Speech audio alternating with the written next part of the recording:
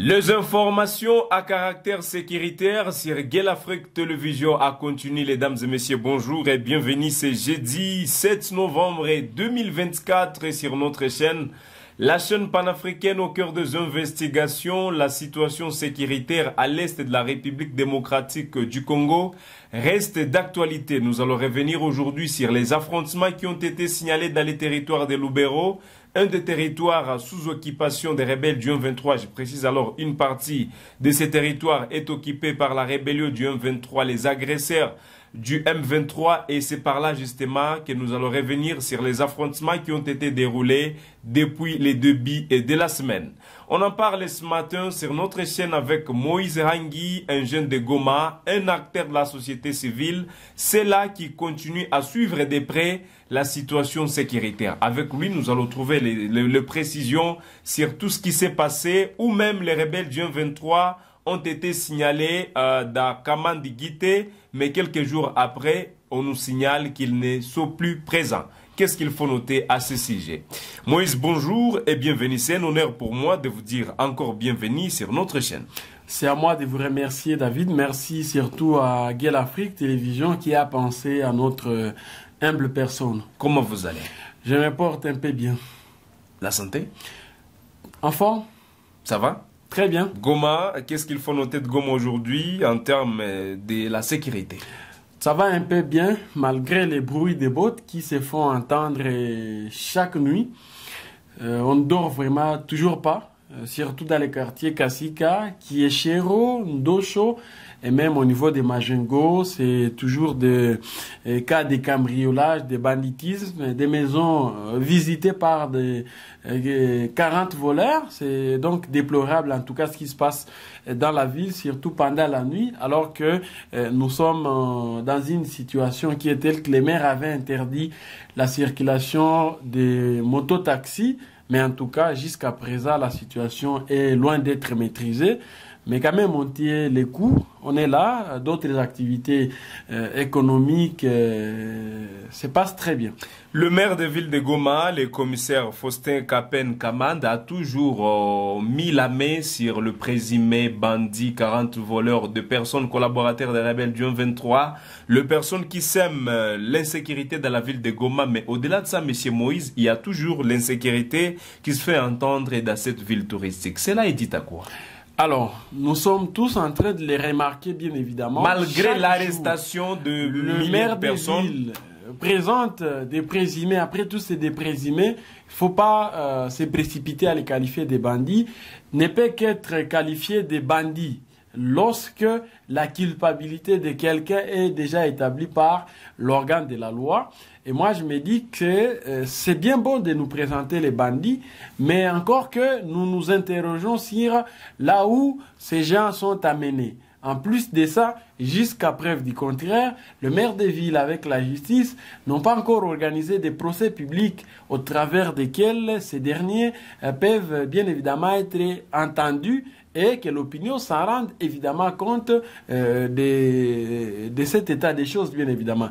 Donc, nous sommes contents de voir les maires présenter ces présumés bandits, mais nous nous posons mille et une questions par rapport même à la suite et le pourquoi est-ce qu'on n'organise pas des procès publics. Mesdames et messieurs, comme je l'ai dit en amont, au début de cette émission, la situation sécuritaire nous intéresse encore aujourd'hui sur notre chaîne. Vous le savez très bien, la République démocratique du Congo est agressée par son voisin Rwanda. Cela est témoigné plusieurs fois dans les rapports des experts des Nations Unies, où on signale même la présence des rebelles du M23 sur les sols congolais. Dans les territoires de Lubero, un des territoires agressés par les Rwandais sur les sols congolais aujourd'hui, il y a eu des affrontements qui ont été signalés dans ces coins, mais également l'absence d'Akamandi Guité, des rebelles du M23 qui l'ont récupéré depuis le dimanche passé. On lit ensemble. 4 jours après les M23 se retire de Kamandi Guité, une entité que la rébellion a occupée le week-end dernier. Des sources locales affirment que la rébellion soutenue par les Rwandais s'est retirée de ce village stratégique pour se concentrer à Katwe, à 4 km de la cité de Kirumba, en territoire de Lubero. Des résistants jeunes Wazalendo ont repris le contrôle de Kamandi Guité sans combat. Les M23 s'est retiré de Kamandi-Guité. Nous avons constaté qu'ils ont parti. Vous la cherchez où ils sont partis. Le président de la société civile de Katwe nous a dit qu'ils sont là. Ils planifient d'attaquer la cité de Kirumba, a indiqué Mouima Émile. La rébellion fait souvent semblant de se retirer pour faire diversion après.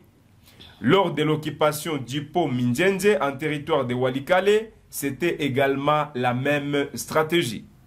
Monsieur Moïse, vous êtes un acteur de la société civile. Il y a plusieurs versions sur Kamandi-Guité. Certaines personnes qui font savoir que les rebelles du 23 se sont retirés de Kamandi-Guité après les affrontements.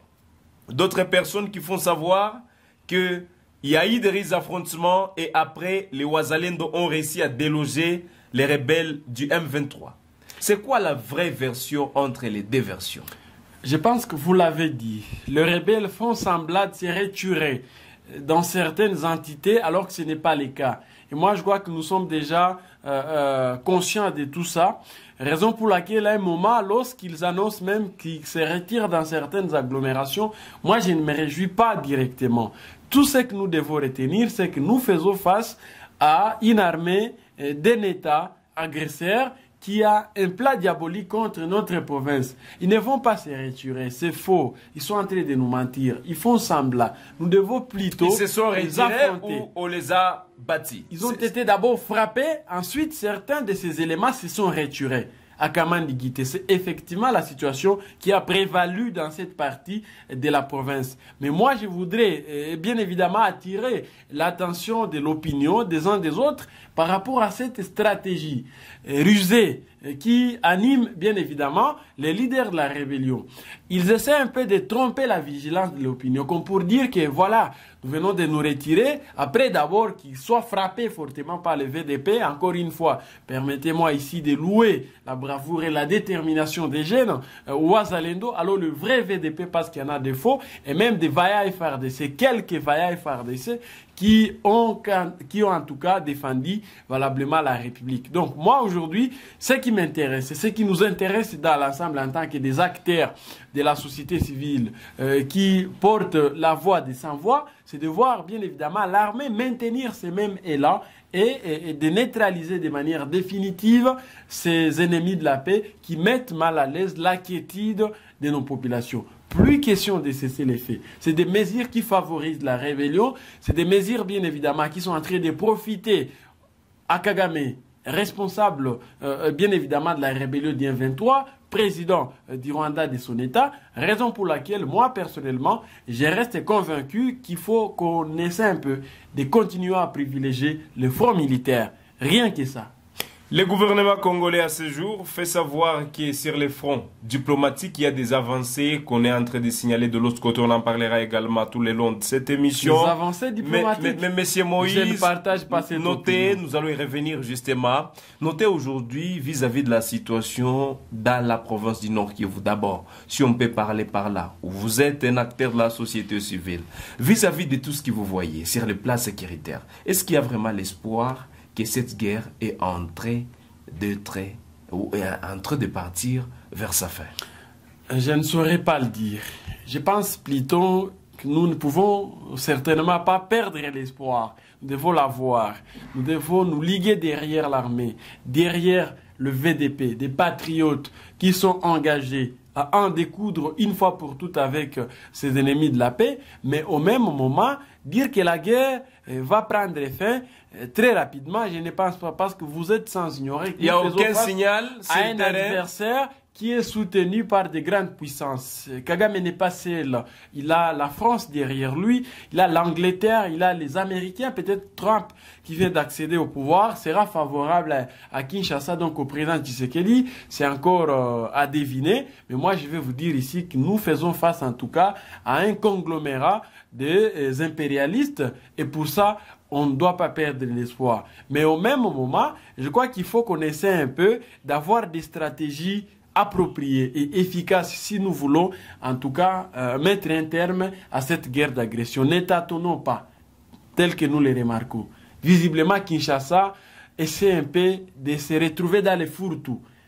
La diplomatie aujourd'hui ne nous favorise pas. Toutes les résolutions prises à Luanda et partout ailleurs dans des salons diplomatiques sont quelque peu en train de jouer en faveur de Kigali. Et vous pouvez bien évidemment les remarquer à travers ce qui se passe sur le terrain. Alors Kagame devrait être en train de respecter le cessez-le-feu, il s'est emparé de Walikale. Aujourd'hui, Lubero, pris en partie par ces mêmes messieurs à travers de ces lieutenants, quel bilan peut-on dresser de la mesure du cessez-le-feu? Moi, je pense qu'il est largement négatif. La mesure n'a pas été respectée. Nous aurions voulu voir le facilitateur contraindre Kigali à respecter celle-ci. Ce n'est pas le cas. Selon plusieurs rapports, mesdames et messieurs, plus de 13 millions de personnes ont perdu la vie suite à ces atrocités. Des Congolais, il faut le dire bien exactement. Massacrés par les forces armées rwandaises et les terroristes ADF. 12 millions. D'ailleurs, aujourd'hui, nous sommes à 13 millions de Congolais massacrés par un monsieur qu'on appelle Kagame. Bien évidemment, soutenus par les impérialistes, mais bien également, nous comptons aussi dans le Grand Nord les terroristes ADF qui continuent à massacrer nos compatriotes. Tout ça, bien évidemment, parce qu'il y a l'absence criante de l'autorité de l'État, parce que Kinshasa aussi n'est pas à mesure de garantir l'intégrité territoriale. Ici, je parle très précisément du président de la République, Félix Tshisekedi, chef de l'État, commandant suprême des FARDC, qui est censé, bien évidemment, gérer l'armée et finir cette guerre.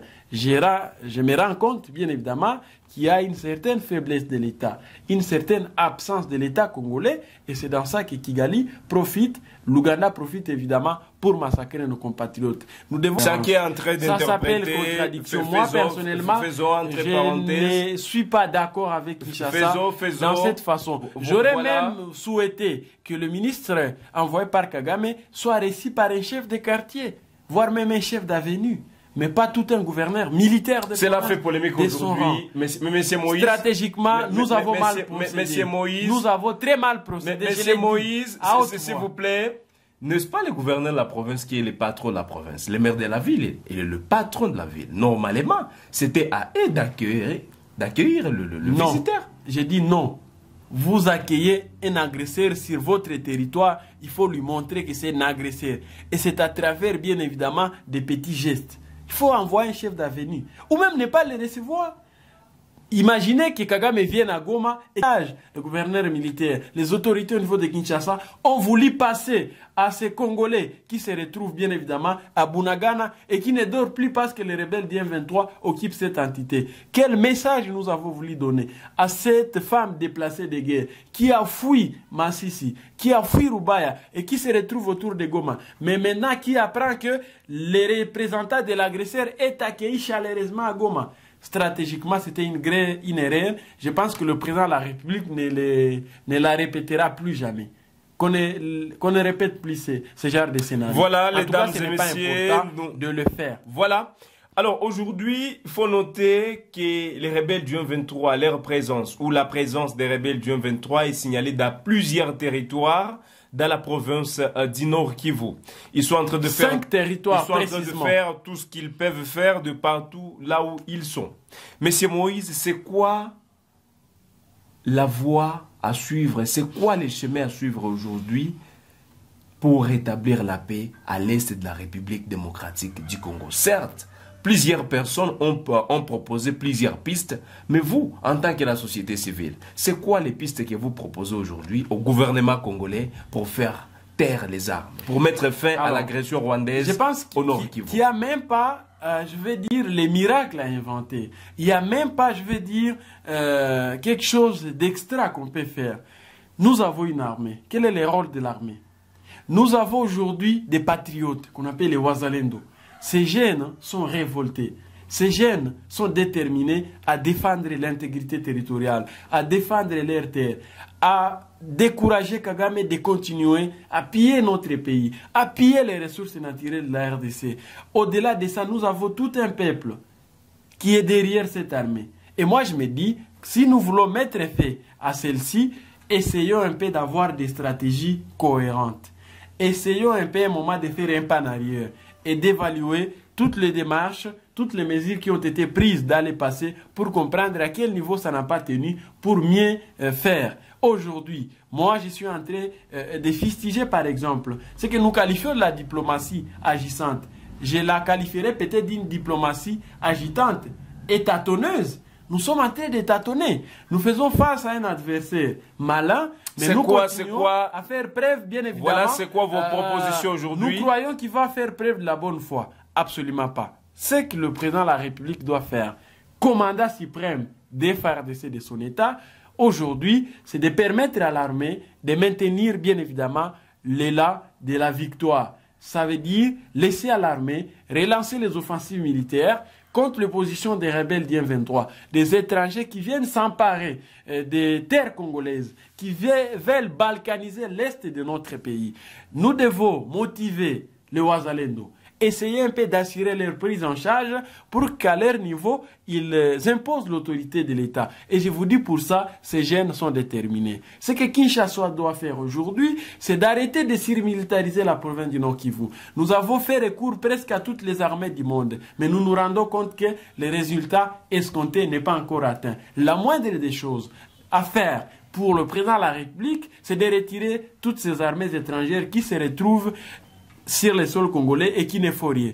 Aujourd'hui, je pense qu'il est temps de nous débarrasser des casques bleus de la MONUSCO. Je pense qu'il est temps d'évaluer sérieusement le travail des militaires issus de la Samirde et de comprendre que s'ils sont venus ici pour se battre, alors ils doivent le faire. Si tel n'est pas le cas, il faut qu'ils quittent le pays. Il faut qu'ils partent. Nous n'avons pas besoin des touristes. Nous n'avons pas besoin des observateurs. Nous avons plutôt besoin des militaires qui vont devoir soutenir notre armée pour bouter hors d'état de nuire la menace. Sinon, ils seront là comme pour compter les morts et nous n'avons pas besoin de ces gens pareils. Ce que nous devons faire en tant que peuple, c'est de nous liguer toujours derrière l'armée. Elle s'appelle les FARDC. Nous avons encore des vaillants militaires, des Mamadou, des Baouma, qui sont en tout cas très présents et qui sont prêts à se sacrifier pour la cause nationale. Ils sont prêts à faire couler leur sang, mais que Kagame ne s'empare pas du Nord Kivu. Et je vous dis, les Lumumba, les Mamadou Ndala sont fiers de nous dans l'au-delà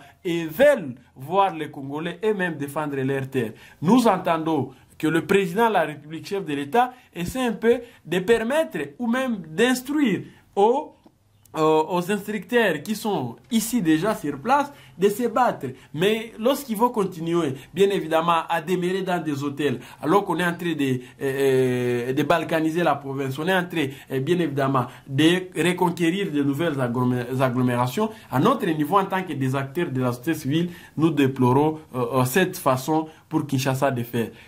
Pour ce qui concerne les cessez-le-feu, par exemple, nous devons avoir un narratif, un discours qui va devoir persuader les facilitateurs à contraindre l'adversaire à respecter ses engagements. Arrêtons de dire que Kagame fera preuve de la bonne foi. Non, c'est un sanguinaire. Il n'est pas son premier forfait. Il a roulé, bien évidemment, son prédécesseur, le président du président Tshisekedi, Joseph Kabila. C'est encore possible que l'histoire se répète. Enfin, je lance un message à l'endroit des Congolais qui nous suivent, de partout à travers le pays, de partout à travers la diaspora. C'est bien beau de faire des analyses, c'est bien beau de donner des propositions au gouvernement, mais encore une fois, je pense qu'il faut qu'on soit humain. Il y a des déplacés qui souffrent et qui n'ont pas besoin de discours. Ils ont d'abord besoin de trouver à manger, ils ont besoin de regagner leurs villages respectifs. Ceux qui nous suivent peuvent les assister, ils peuvent mobiliser de l'assistance en leur faveur, ils peuvent aussi faire les plaidoyers auprès du gouvernement pour que la paix revienne. Nous n'avons pas besoin de beaucoup de choses. Monsieur Moïse. Nous avons besoin de la paix, rien que la paix, et je pense que pour ça, le gouvernement va nous aider à le faire. Voilà, messieurs, nous sommes à la fin de cette émission. Nous vous disons merci de nous avoir choisis, merci de nous avoir suivis.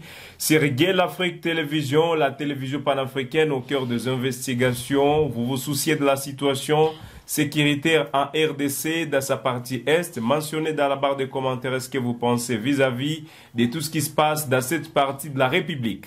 Mais également, c'est quoi vos apports aujourd'hui, c'est quoi vos attentes vis-à-vis de ce que font le gouvernement ou de ce que font, je voulais dire, les autorités congolaises appartenant au gouvernement congolais. Nous sommes jeudi 7 novembre 2024. La situation reste tendue à l'est du Congo. Nous vous disons merci et on se fixe un nouveau rendez-vous à la prochaine pour d'autres actualités. Bonne journée chez vous.